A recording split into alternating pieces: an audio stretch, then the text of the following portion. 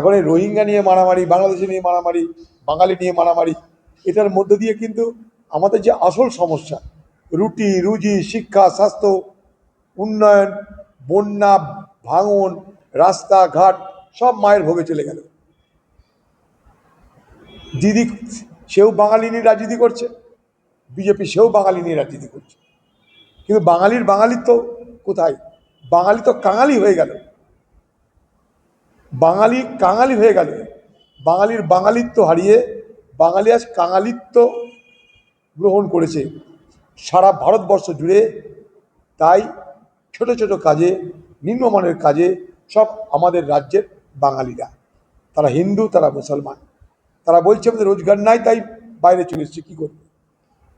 তাদের রোজগারের জন্য কেউ মাথা ব্যথা করছে না, তাদের নাম ভাঙিয়ে ভোটের জন্য সকলের মাথা ব্যথা আছে। একটা পরিযায়ী শ্রমিক, তাকে হরিয়ানায় তার উপরে অন্যায় অত্যাচার হয়েছে, তবুও সে বাংলায় আসতে চাইছে না। সে কি বলছে? বলছে বাংলায় গিয়ে কী করবো, খেতে পাবো না, এখানে ঝঞ্ঝাট হোক, মারামারি হোক, এখানেই আমি করে খাবো, এখানে আমার ব্যবসা আছে। বাংলায় কেউ আসতে চাইছে না, কারণ দিদি বাঙালি বাঙালি করে ভোট পর্যন্ত বাঙালি বাঙালি করবে, তারপরে ভুলে যাবে।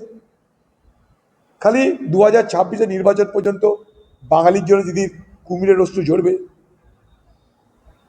দিদির বাংলাদেশিদের জন্য কুমিরের অস্ত্র ঝরবে। আর এই বাংলাদেশিদের নাগরিকত্ব ক্যান্সেলের জন্য নো আইডেন্টিটি নো ভোট, এ তো দিদির তত্ত্বটা তখন কি ছিল? বাংলাদেশিদের অনুপ্রবেশকারীদের বিরুদ্ধে। দিদি পার্লামেন্টে বলতো বাংলাদেশের অনুপ্রবেশকারীরা এসে এই পশ্চিমবঙ্গে আমাকে হারিয়ে দিচ্ছে, তাই no identity card no vote slogan. পার্লামেন্টে তখন আমি ছিলাম, আমি জানি। তো দিদির এই চালাকি, এই ঢপবাজি, এই সকালে হ্যাঁ বিকেলে না, অনেক শুনবেন। কখনো শুনেছেন যে গোটা বডি যদি কেউ মেরে ভেঙে দেয়, এক্সারসাইজ করে ঠিক হয়ে যায়? বলুন, দিদি সেই এক্সারসাইজ জানে। অত বড় অর্থোপেডিক আছে কোথায় আর ভারতবর্ষে? হাসপাতালে অর্থোপেডিক তাড়িয়ে দাও, দিদির কাছে ট্রেনিং নিয়ে চলে এসো। দিদিকে নাকি মেরে সব হাড়গোড় ভেঙে দিয়েছিল, দিদি এক্সারসাইজ করে সব হাড়গোড় ঠিক করে নিয়েছে। বুঝো মজা। তার কোনো এক্সরে নাই, কোনো এক্সরে প্লেটও নাই। দিদি দেখাতে পারবেন আপনার দেহের কতগুলো হাড় ভাঙা হয়েছিল? দয়া করে এক্সরে প্লেটটাও দেখান। নন্দীগ্রামে পা ভাঙা নিয়ে তো ভোট করলেন, এবার কি দেহে হাড় ভাঙা নিয়ে ভোট করবেন? জানি না। এত বড় অর্থোপেডিক দিদি যে আমাদের জানা ছিল না, এক্সারসাইজ করে হাড় ভাঙা ঠিক হয়ে যায়। কথাবার্তা এসব ভোটের কথাবার্তা। তো নির্বাচন কমিশন ঘেরাও করতে বিহার যেতে পারছে না, দিল্লিতে যেতে পারছে না। দিদি তো নির্বাচন কমিশন ঘেরাও করতে দিল্লিতে যেতে পারে। দিল্লি কি বিদেশে? দিল্লিতে এদেশে।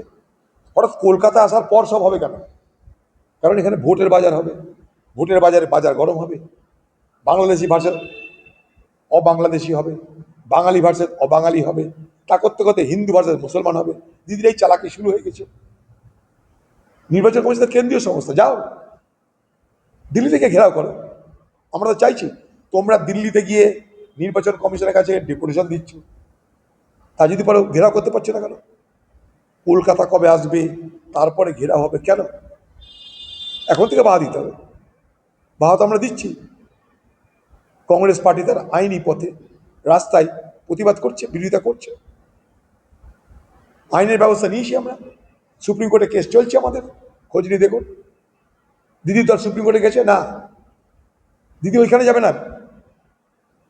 দিদি জানে হাওয়া তুলো, ভোট করো, গল্প শেষ। শুধুমাত্র ভোট করার জন্য দিদিরাই বাংলাদেশি বলে কুমিরের কান্না, ভোটার লিস্টের নাম নেই বলে কুমিরের কান্না। সরকার কি করতে আছে পশ্চিমবঙ্গে? এই পশ্চিমবঙ্গের মুখ্যমন্ত্রী একদিন পার্লামেন্টে দাঁড়িয়ে বাংলাদেশিদের অনুপ্রবেশকারী চিহ্নিত করে তাদের বিরুদ্ধে যে জিহাদ ঘোষণা করেছিলেন, তার পরিণামে আজও ভুগতে হচ্ছে পশ্চিমবঙ্গের বাঙালিকে, পশ্চিমবঙ্গের বাংলার মানুষকে। আজও সেই দিদির সেদিনের আন্দোলনের ফল ভুগতে হচ্ছে, এটা বাংলা মানুষ ভুলে যাবেন না। আন্দোলন হোক, দিল্লি চলুন, বাংলার বাঙালিকে বাঁচানোর দায়িত্ব আমাদের সকলে। আমরা সবাই বাঙালি,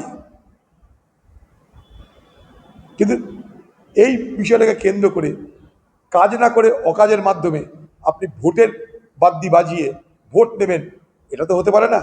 এত মূর্খ বাবার কোনো তো কারণ হতে পারে না।